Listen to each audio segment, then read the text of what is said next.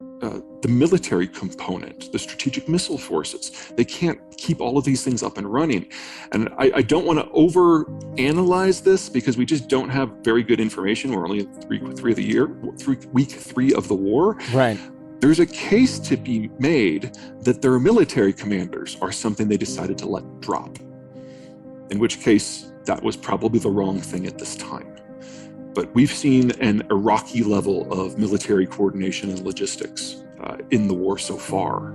It's abysmal. It's underperformed what every analyst I have spoken with has ever guessed the Russians were capable of.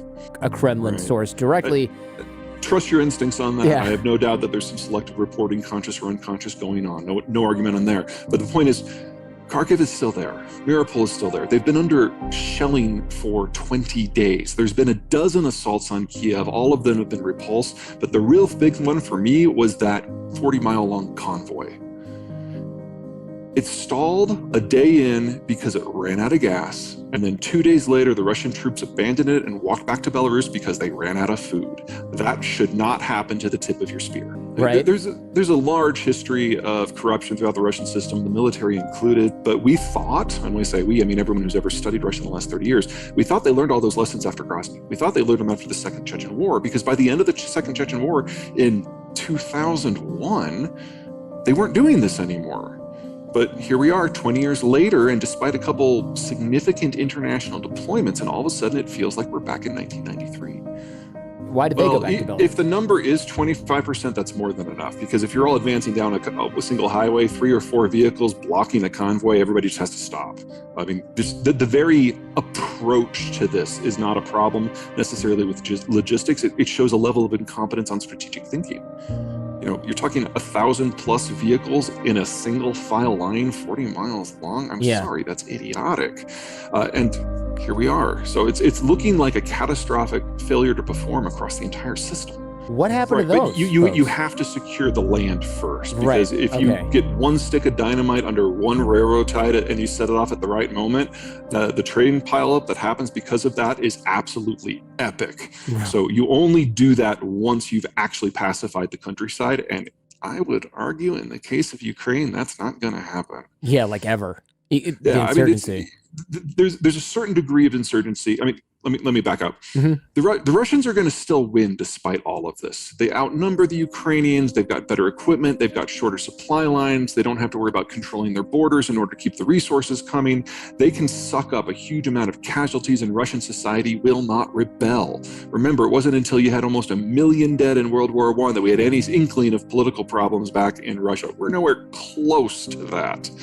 And a lot of Russians agree with what Putin is doing, either for nationalist reasons or for strategic reasons. So these reports that we do see about people fleeing Russia, they are true. There are dissidents. They are not going to win. So far, all of the protests combined, still talking less than 1/10% of the population. That doesn't move the needle in a dictatorship. Right, yeah, that's a good point. And so Russia's going to win this. And then they're going to have to pacify the country.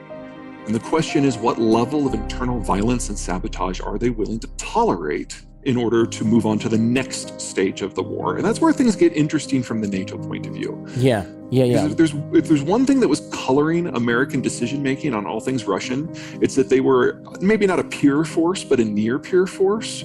And we would have to be very careful how we operated. We would have to be at the top of our game if we weren't going to have horrendous casualties. All of a sudden, that logic's gone out the window. And we now know that if American forces and Russian forces meet on the field of battle, the Russian forces will be obliterated. And if that happens, the only choice the Russians have is between a humiliating strategic withdrawal to do whatever the Americans say, or up the ante with nukes. And so from the White House, from the DOD's point of view, this has gotten a lot scarier than we ever thought it would be.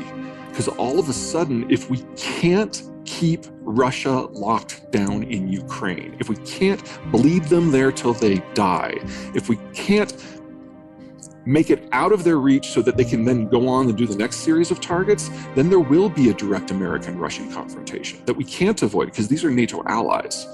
So the NATO strategy, the White House strategy now, is to ship every piece of military equipment that we can that doesn't require a static physical resupply or launching point like a plane. So Drones are good, anti-tank missiles are good, Stingers are good, anything like that's great, send it all. Because as long as Russia is bogged down in a bloodbath in Ukraine, they can't go to the next step, and that's where the American troops are.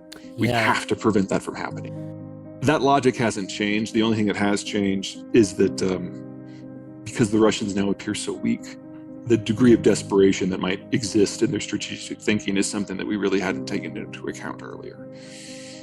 It's the same basic concept as what's going on with the military and the economy. You know, the last group of people who have the full suite of training were trained in the mid-1980s. In the case of the leadership specifically, we're talking about all people from the KGB. When Yuri Andropov took over in the early 1980s, it was a bit of an internal coup in that we had one faction that used to be part of the government take over the government because they thought that the previous two rulers, Khrushchev and Brezhnev, had mismanaged the system so badly that they really needed adults in the room, people who had the full picture of everything that was going on. And in a highly censored totalitarian dictatorship, that meant the intelligence services.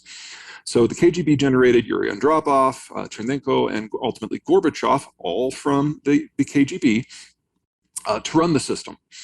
Well, these people stayed in, I wouldn't even call it the background. They weren't officially in charge, but they were always large and present in the 1990s. And when Yeltsin took ill, they're the ones who took over from Yeltsin. So we had a quick revolution, lasted a few years, then Yeltsin got dropped because his health was atrocious. And the KGB has been in the KGB's successor, the FSB, has been in charge of ever since. Now, Putin is obviously from that crowd, but so has everyone around him. Alexei Miller of Gazprom is probably the best example.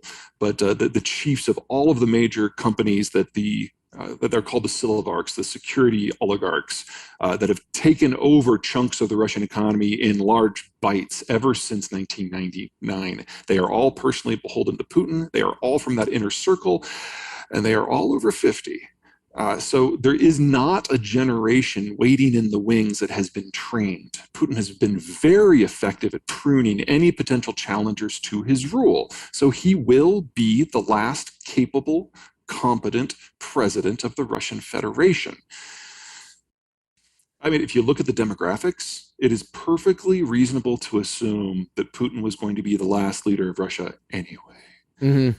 So if you're just staying in power to be the person to be the person who will turn the lights off, infighting. The best case scenario is we get something a little bit like what happened after Mao left in China, like a gang of 4 from the different factions who rules as a committee, and then one of the 4 offs the other 3, and then he's in charge. That's kind of the best case scenario now. I think it'd be more likely that Putin has so removed everyone of leadership talent that we're probably going to have more of an organizational collapse.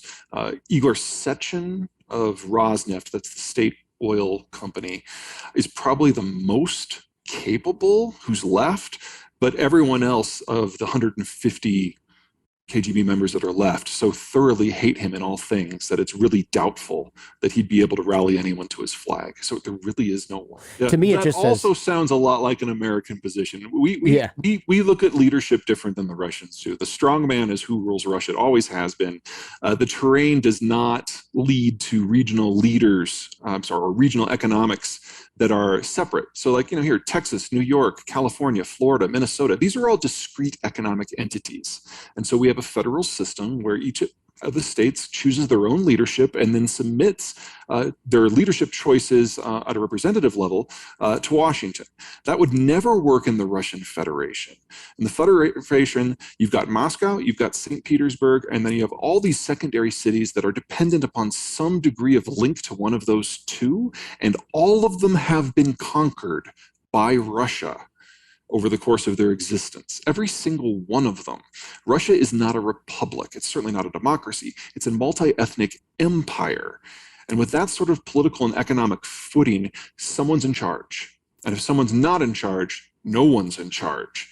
And the future of Russia, in my opinion, is probably going towards the latter. But for now, it means that you have a strongman in the center who appoints regional strongmen like Kadyrov to look after things for him. This is not about growth. This is not about jobs. This is not about popularity. This is about control.